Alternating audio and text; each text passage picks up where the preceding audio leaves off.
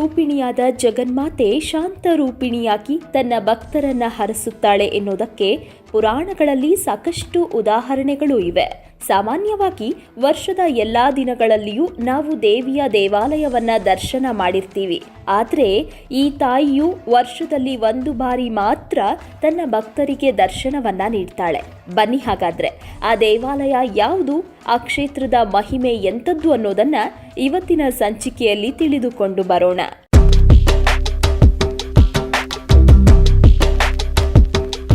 ಸುಮಾರು 3000 ಅಡಿಗಳಷ್ಟು ಎತ್ತರವಾದ ಚಂದ್ರದ್ರೋಣ ಪರ್ವತದ ಮೇಲೆ ದೇವಿರಮ್ಮ ದೇವಿಯ ದೇಗುಲವಿದ್ದು, ದೇಗುಲವು ಸುಂದರವಾದ ಗೋಪುರ ಮತ್ತು ಗರ್ಭಗೃಹವನ್ನ ಹೊಂದಿದೆ.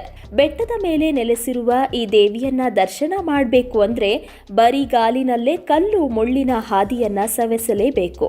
ದೇಹವನ್ನ ದಂಡಿಸಿ ಈ ದೇವಿಯನ್ನ ದರ್ಶನ ಮಾಡಿದ್ರೆ ಎಲ್ಲಾ ಜನ್ಮಗಳ ಪಾಪಗಳು ದೂರವಾಗುತ್ತೆ ಎಂದು ಹೇಳಲಾಗುತ್ತೆ. ಈ ದೇವಾಲಯವನ್ನ ದೀಪಾವಳಿ ಹಬ್ಬದ ನರಕ ಚತುರ್ದಶಿಯಂದು ಮಾತ್ರ ತೆರೆಯಲಾಗ್ತಾ ಇದ್ದು, ಈ ದಿನ ನಡೆಯುವ ಜಾತ್ರೆಯಲ್ಲಿ ಪಾಲ್ಗೊಂಡರೆ ಸಕಲ ಇಷ್ಟಾರ್ಥಗಳು ಸಿದ್ಧಿಯಾಗುತ್ತೆ ಎಂದು ಹೇಳಲಾಗುತ್ತೆ. ಈ ಕ್ಷೇತ್ರದ ವಿಶೇಷತೆ ಏನಂದ್ರೆ ದೀಪಾವಳಿ ಹಬ್ಬದ 2ನೇ ದಿನ ದೇವಿಯ ದೇಗುಲದ ಬಾಗಿಲು ತನ್ನಂತಾನೇ ತೆರೆಯುತ್ತೆ ಅನ್ನೋದು. ಈ ಪವಾಡವನ್ನ ನೋಡಲು ಕರ್ನಾಟಕ ರಾಜ್ಯ ಮಾತ್ರವಲ್ಲದೆ ಭಾರತದ ಮೂಲೆ ಮೂಲೆಗಳಿಂದಲೂ ಜನ ಆಗಮಿಸುತ್ತಾರೆ. ದೇವಿರಮ್ಮ ದೇವಿಯು ಈ ಕ್ಷೇತ್ರದಲ್ಲಿ ಬಂದು ನೆಲೆ ನಿಲ್ಲೋದ್ರ ಹಿಂದೆ ಒಂದು ಕತೆ ಕೂಡ ಇದೆ. ಪೌರಾಣಿಕ ಕಥೆಗಳ ಪ್ರಕಾರ ದುರ್ಗಾದೇವಿಯು ಮಹಿಷಾಸುರನನ್ನ ಕೊಲ್ಲುತ್ತಾಳೆ. ಆತನನ್ನ ಕೊಂದರೂ ದೇವಿಯ ಕೋಪ ತಣ್ಣಗಾಗೋದೇ ಇಲ್ಲ. ಆಗ ಜಗನ್ಮಾತೆಯು ತನ್ನ ಕೋಪಕ್ಕೆ ಭಕ್ತರು ಸಿಲುಕಿಕೊಳ್ಳದಿರಲಿ ಎನ್ನುವ ಕಾರಣಕ್ಕೆ ಈ ಚಂದ್ರದ್ರೋಣ ಪರ್ವತದ ಮೇಲೆ ಬಂದು ನೆಲೆ ನಿಂತಳು ಎಂದು ಹೇಳಲಾಗುತ್ತೆ.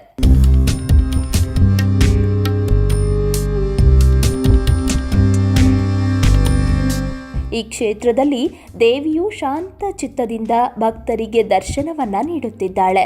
3 ದಿನಗಳ ಕಾಲ ನಡೆಯುವ ಇಲ್ಲಿನ ಜಾತ್ರಾ ಮಹೋತ್ಸವದ ಸಮಯದಲ್ಲಿ ಸೌದೆಯನ್ನ ಉರಿಸಿ ದೀಪವನ್ನ ಹಚ್ಚಲಾಗುತ್ತೆ.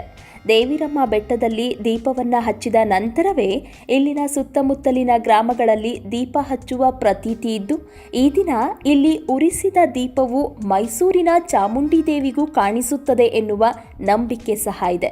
ಇಂದಿಗೂ ಮೈಸೂರಿನ ಅರಸರು ಈ ದೇವಿಯ ದೀಪವನ್ನ ನೋಡಿ ನಮಸ್ಕರಿಸುವ ಪದ್ಧತಿಯನ್ನ ಅನುಸರಿಸ್ತಾ ಇದ್ದು, ಮೈಸೂರಿನ ರಾಜರು ಪ್ರತಿ ವರ್ಷ ದೇವಿಗೆ ರೇಷ್ಮೆ ಸೀರೆ, ಮಡಿಲಕ್ಕಿ, ಹಣ್ಣು, ಬಳೆ, ಕುಪ್ಪಸವನ್ನ ಅರ್ಪಿಸಿ ದೇವಿಯ ಆಶೀರ್ವಾದವನ್ನ ಪಡೆಯುತ್ತಿದ್ದಾರೆ. ಜಾತ್ರೆ ಸಮಯದಲ್ಲಿ ಅರ್ಚಕರು ಅಷ್ಟ ದಿಕ್ಕುಗಳಲ್ಲಿ ವಿಶೇಷ ಪೂಜೆ ಸಲ್ಲಿಸಿ ದೇವಾಲಯವನ್ನ ಪ್ರದಕ್ಷಿಣೆ ಹಾಕುತ್ತಾರೆ. ನಂತರ ವಾದ್ಯಘೋಷ, ಗಂಟೆ, ಜಾಗಟೆಗಳ ನಿನಾದದೊಂದಿಗೆ ದೇವಿಗೆ ರುದ್ರಾಭಿಷೇಕ, ಸಹಸ್ರ ಬಿಲ್ವಾರ್ಚನೆ, ಕರ್ಪೂರದ ಸೇವೆ, ಮಹಾಮಂಗಳಾರತಿ, ಕೆಂಡ ಸೇವೆಗಳನ್ನು ಮಾಡಲಾಗುತ್ತೆ. ಬೆಟ್ಟದ ತುತ್ತ ತುದಿಯಲ್ಲಿ ನಡೆಯುವ ಈ ಉತ್ಸವದಲ್ಲಿ ಲಕ್ಷಾಂತರ ಮಂದಿ ಪಾಲ್ಗೊಂಡು ದೇವಿಯ ಉತ್ಸವ ಮೂರ್ತಿಯನ್ನ ನೋಡಿ ಪಾವನರಾಗ್ತಾರೆ.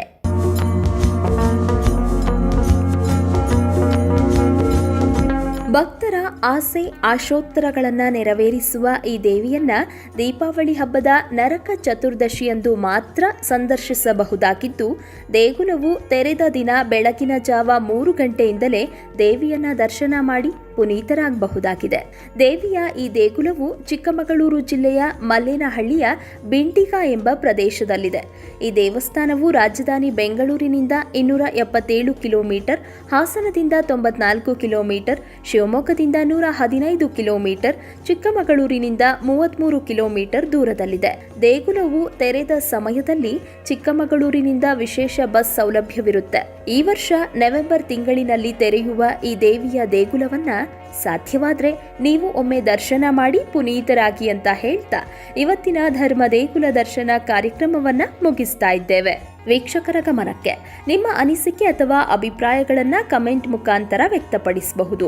ಹಾಗೂ ನಿಮ್ಮ ಸುತ್ತಮುತ್ತ ಇದೇ ತರಹದ ಅದ್ಭುತ ದೇವಾಲಯಗಳಿದ್ದರೆ ಅದರ ಸಂಪೂರ್ಣ ಮಾಹಿತಿಗಳನ್ನು ನಮಗೆ ಇಮೇಲ್ ಮುಖಾಂತರ ತಿಳಿಸಬಹುದು.